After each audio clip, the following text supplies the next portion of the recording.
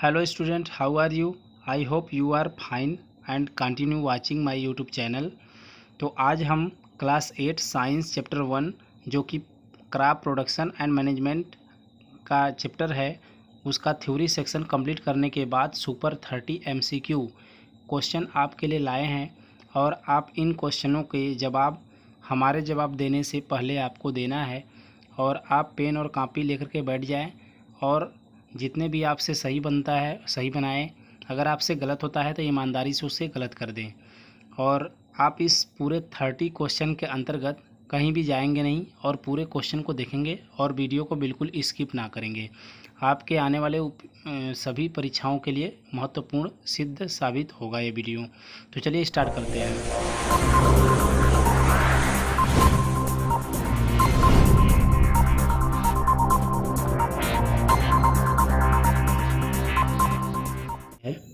Question number 1, rhizobium bacteria fix atmospheric. आपको 5 second का समय मिलेगा और आप इसको क्वेश्चन को करिए। राइबोजियम जो बैक्टीरिया है वो एटमॉस्फेयर से क्या लेता है या क्या फिक्स करता है? तो सही जवाब है इसका नाइट्रोजन। नाइट्रोजन ही एटमॉस्फेयर से वो फिक्स करता है राइबोजियम बैक्टीरिया। और पूछा जाएगा कि राइबोजियम बैक्टीरिया कहाँ मिलता है, तो आपको बता देना है जितनी भी दलहनी फसलें हैं या जिसको बोल सकते हैं पल्सेस, उसके क्रॉप को अगर उगाएंगे तो उसकी जड़ों में जो रूट होता है उसमें राइबोजियम बैक्टीरिया पाया जाता है। क्वेश्चन नंबर 2 है, the supply of water to crop at different interval. अलग अलग डिफरेंट इंटरवल में अगर हम लोग क्रॉप को क्या कर रहे हैं, पानी दे रहे हैं, तो उसको हम लोग क्या बोलेंगे? देखिए इसमें कन्फ्यूजन है तो आप बताइए, आपको शायद पता भी चल गया होगा। तो उसको बोलते हैं इरिगेशन, इरिगेशन ही बोलते हैं इसको। चलिए क्वेश्चन नंबर हम लोग आते हैं 3 पे, the sources of irrigation are. आपको बताना है कि जो सिंचाई के साधन है वो कौन कौन से हो सकते हैं। Well, dams, canal, all of these. आपको इसमें से बताना है कि क्या हो सकते हैं। तो राइट आंसर आपको मालूम होगा। चलिए तो इसका राइट आंसर है ऑल ऑफ दीज, क्योंकि हम इन तीनों से क्या कर सकते हैं, सिंचाई कर सकते हैं। क्वेश्चन नंबर 4 की तरफ चलते हैं, the chemical use to control weeds are called. अगर हम लोगों को घास को क्या करना है, उसको ख़त्म करना है फसलों में से, तो हम लोग किसका यूज करेंगे? जिसको वीड मीन्स होता है खरपतवार। तो बताइए खरपतवार को नष्ट करने के लिए किस चीज़ का यूज करेंगे? तो इसका सही जवाब है, देखिए ऑप्शन है आपका पेस्टिसाइड, इंसेक्टिसाइड, वीडीसाइड और आर्ब्लामदीज। तो आपको सबको मालूम हो गया होगा कि इसका सही आंसर क्या है, वीडीसाइड्स। चलिए अगला क्वेश्चन नंबर 5 पे चलते हैं हम लोग। तो क्वेश्चन नंबर 5 आपका है, harvesting is a task of. जो आपका हार्वेस्टिंग है, जो कि बोलते हैं, क्या बोलते हैं हार्वेस्टिंग मीन्स क्या होता है, फसलों की कटाई करना। तो ऑप्शन आप पढ़िए अच्छे से और बताइए कि सही जवाब क्या है। देखिए, cutting of crop after it is mature, separating of grains seed from chop, फिर है cutting of crop before it is mature, none of this. तो इसमें ऑप्शन आपका ए सही है, क्योंकि ये बोला जा रहा है कि cutting of crop after it is mature, जब वो पक जाए या मैच्योर हो जाए तभी हम लोग फसलों को काटते हैं और इसी काटने को बोलते हैं हार्वेस्टिंग। ओके चलिए क्वेश्चन नंबर 6 है, winnowing is a method of separating. जो विनोइंग होता है वो कौन सा मेथड है, क्या करता है? सेपरेटिंग मतलब अलग करता है किस चीज़ को? सॉइल फ्रॉम चॉप, मिट्टी को अलग करता है। ग्रेन फ्रॉम चॉप, भूसे में से दाने को अलग करता है। सॉइल फ्रॉम ग्रेन, मिट्टी को अलग करता है दानों में से या अनाजों में से। नाम आप दीजिए, इनमें से कोई नहीं। तो आपको सबको मालूम हो गया होगा, क्योंकि सभी लोग आप लोग पढ़े होंगे क्वेश्चन चैप्टर नंबर 1 को। तो इसका सही जवाब है आपका option number B, grain from chop. Grain from chop मतलब भूसे में से दाने को अलग करने के मेथड को हम लोग बोलते हैं विनोइंग। चलिए क्वेश्चन नंबर 7 है, at home to store grain we use. अगर हम घर पे स्टोर करेंगे किसको, ग्रेन को, अनाजों को, तो हमें क्या करना पड़ेगा? वेट नीम लीव्स मतलब भींगी हुई नीम की पत्तियाँ उस पर रखनी पड़ेगी। ड्राइज नीम लिप्स या सूखी हुई पत्तियाँ उसके अंदर डालना पड़ता है या रखना पड़ता है। Dry mango lips, ड्राइज people lips. तो आपको सबको समझ में आ गया होगा, घर पे सभी लोग देखते हैं, यूज करते हैं। जो शहर के बच्चे हैं उनको थोड़ा सा प्रॉब्लम होगा, लेकिन गांव के जो बच्चे हैं उनको तो आंसर पूरी तरह से देना ही देना है। चलिए, तो इसका सही जवाब क्या है? ड्राई नीम लिप्स। तो सूखे हुए नीम के पत्तियों को क्या करेंगे, अनाज के साथ मिक्स करके रख देते हैं, स्टोर कर देते हैं, जिससे कि वो उसमें कीड़े मकोड़े नहीं पड़ेंगे। चलिए, क्वेश्चन नंबर आपका है 8। क्या लिखा है? The plant root containing nitrogen fixing bacteria are called. तो आपको बताना है इसमें से कौन सा ऐसा प्लांट है जो कि नाइट्रोजन को फिक्स करता है, जिसमें बैक्टीरिया हो पाया जाता है, जिसका नाम है राइबोजियम। तो राइबोजियम बैक्टीरिया किसमें मिलेगा बताइए आप? तो मैज, पोटैटो, पी, ओनियन। तो हम शुरुआत में ही आपको बताए थे कि किस में होता है, जो दाल वाली फसलें होती हैं। तो इसका ऑप्शन क्या हो सकता है? पी, क्योंकि दाल वाली फसलें हैं, पल्सेज है। ठीक है, क्वेश्चन नंबर 9 पे चलते हैं। A combined harvester and thresher is called. अगर कम हार्वेस्टर जो काटने वाली मशीन होती है और थ्रेसर जो ग्रेन को अलग करती है चाप से, अगर इन दोनों को साथ में कंबाइन कर दिया जाए तो ये क्या बनेगा? कॉम्बो बनेगा, कंबाइन बनेगा, हार्वेस्टर थ्रेसर बनेगा, या नन ऑफ दीज बनेगा? तो एक मशीन बहुत बड़ी होती है जिसका नाम है कंबाइन।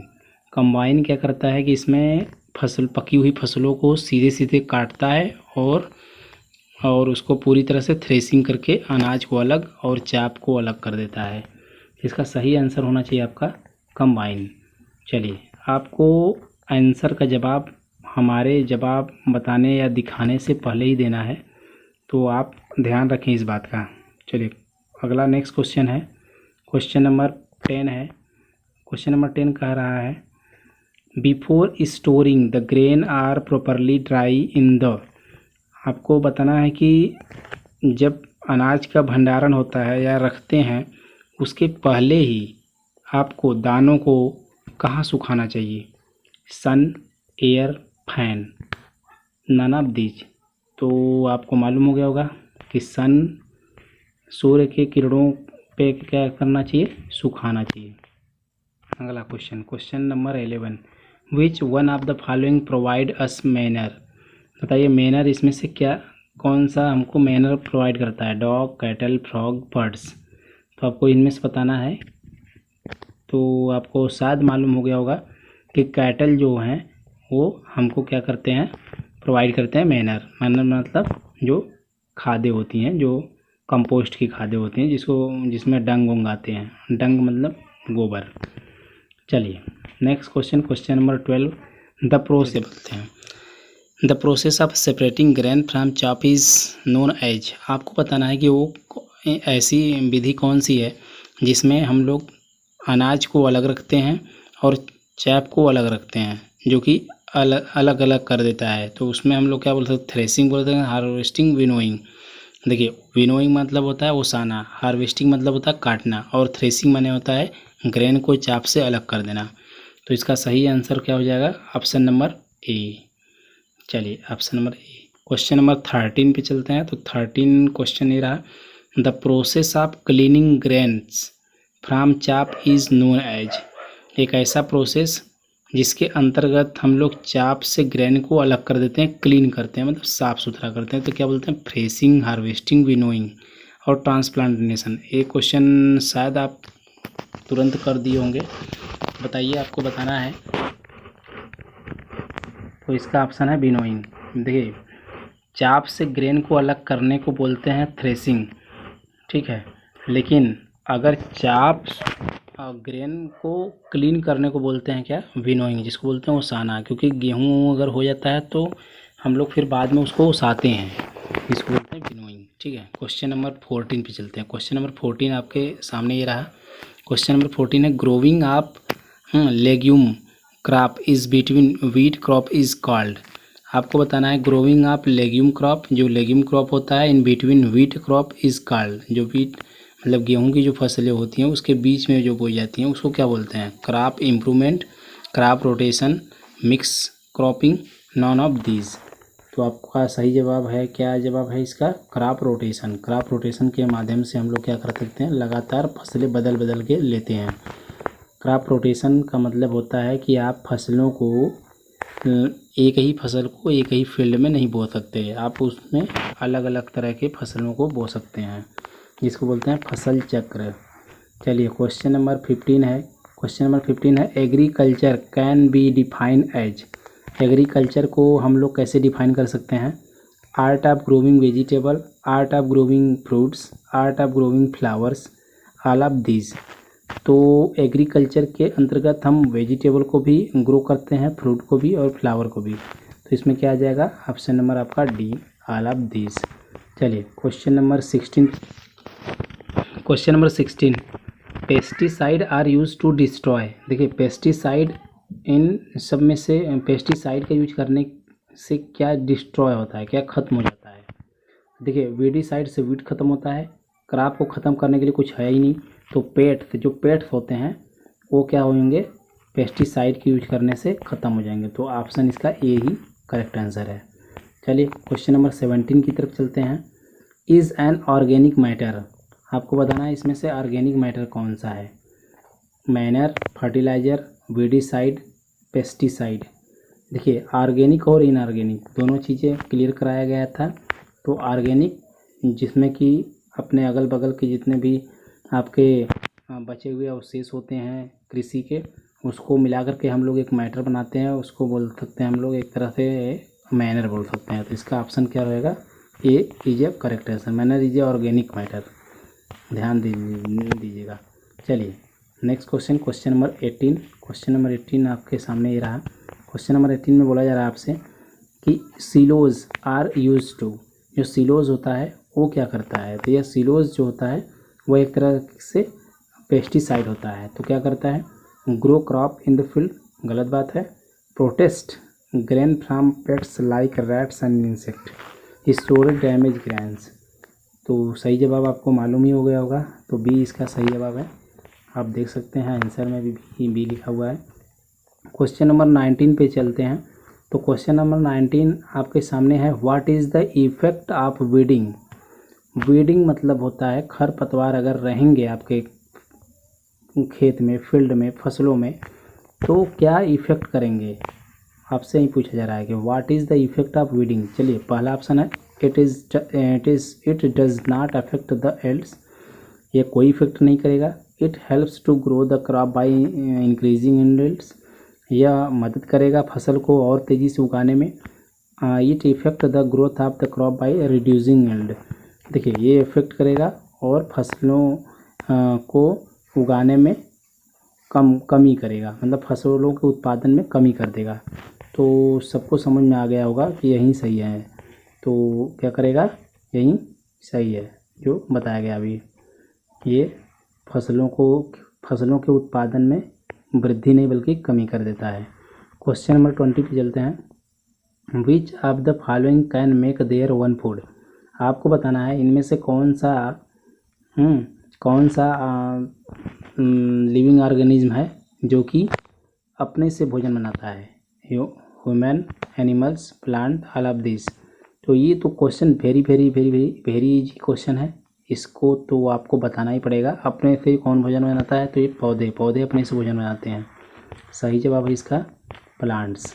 चलिए 21 पे चलते हैं। चलिए question number 21। Which of the following body function is carried out by the energy from the food. आपको बताना है which of the following body function is carried out by the energy from the food. देखिए जो भोजन है हमारा, भोजन से जो एनर्जी मिलता है उसको हमारे शरीर का कौन सा अंग ले जाता है, या कौन सा उसको भोजन से एनर्जी को प्राप्त करता है, यही आपको बताना है। तो चलिए बताइए। डाइजेशन होता है, रिस्पायरेशन होता है, एक्सक्रेशन होता है, ऑल ऑफ दीज होता है। तो आपको समझ में आ गया होगा जो भोजन को ले जाने का कार्य है वो एक्सक्रेशन करता है। क्वेश्चन नंबर 22 है, the plants of the same kind grown and cultivated at one place on a large scale is called. आपको बताना है एक ही जैसे फसलों को उगाना और बहुत ही ज़्यादा लार्ज स्केल मतलब होता है बहुत बड़े जगहों में, और बहुत बड़े क्षेत्र में अगर उगा रहे हैं, ग्रोन कर रहे हैं, पैदा कर रहे हैं, तो उसको हम लोग क्या बोलते हैं? क्रॉप बोलते हैं, पल्सेस बोलते हैं, कैरेट्स बोलते हैं, नान ऑफ दीज बोलते हैं। तो उसको हम लोग क्रॉप बोलते हैं। देखिए इसमें ऑप्शन मत देखिएगा, आंसर इसमें गलत दिया है क्योंकि वो टाइपिंग मिस्टेक हो गया है। तो चलिए नेक्स्ट क्वेश्चन देखिए, क्वेश्चन नंबर 23 है, the science of agriculture includes. Agriculture के अंतर्गत किसका स्टडी किया जाता है, किसका हम लोग अध्ययन करते हैं, या कौन सी विज्ञान जिससे हम क्या पढ़ते हैं? कृषि पढ़ते हैं। तो कौन सा है? जिसमें मैनेजमेंट ऑफ प्लांट या मैनेजमेंट ऑफ एनिमल और management of plant and animal both, इन दोनों को कराया जाता है। मैनेजमेंट ऑफ ह्यूमंस, तो आपको मालूम है कि एग्रीकल्चर में सिर्फ प्लांट का ही क्या किया जाता है? शोध किया जाता है, अध्ययन किया जाता है या स्टडी होता है। तो एग्रीकल्चर एक साइंस है जो कि प्लांट की साइंस है। तो ऑप्शन इसका क्या हो जाएगा? ए सही है। चलिए नेक्स्ट क्वेश्चन, क्वेश्चन नंबर 24। तो क्वेश्चन नंबर 24 है आपके सामने, the crop which are sown in the rainy season are called. ऐसे कौन सी फसलें होती हैं जो रेनी सीजन में बोई जाती हैं? आपको बताना है क्रॉप जिसको हम लोग बोते हैं रेनी सीजन में क्या कहलाती है? खरीफ क्रॉप्स, रबी क्रॉप्स, जायद क्रॉप्स, नान ऑफ दीज। तो इसका तो सभी लोगों को मालूम हो गया होगा और सभी लोग अच्छे से बता दिए होंगे। देखिए क्वेश्चन अगर आपको अच्छा लग रहा है तो वीडियो को लाइक कर दें और अपने फ्रेंड सर्कल में क्या करें? इसको शेयर कर दें। तो चलिए इसका आंसर हम आपको दिखा देते हैं। इसका आंसर है खरीफ क्रॉप। खरीफ क्रॉप क्या होता है? बरसात में बोई जाने वाली फसलें होती हैं। चलिए नेक्स्ट क्वेश्चन क्या है, the crop grown in the winter season are called. अगर जो फसलें होती हैं जो जाड़े के मौसम में बोई जाती हैं उनको क्या बोलते हैं? वो किस टाइप की क्रॉप होती हैं? खरीफ क्रॉप्स, रबी क्रॉप्स, जायद क्रॉप्स। तो इसको भी आप लोगों ने सही जवाब दिया होगा। इसका देखिए गलत लिखा गया है, इस पे ध्यान मत दीजिएगा। इसका सही जवाब है रबी क्रॉप। ठीक है, देखिए नेक्स्ट क्वेश्चन है, big pieces of soil are called. जो बड़े बड़े पीसेस होते हैं सॉयल के, मिट्टियों के, उसको हम लोग क्या बोलते हैं? स्टोन्स बोलते हैं, क्रम्स बोलते हैं, सैंड बोलते हैं, या नॉन ऑफ दिस। तो देखिए स्टोन जो होते हैं वो पत्थर होते हैं, वो बहुत बड़े बड़े होते हैं, वो मिट्टी के होते भी नहीं, क्योंकि मिट्टी जो होती है, जो सॉयल होती है, वो स्टोन से ही बनती है।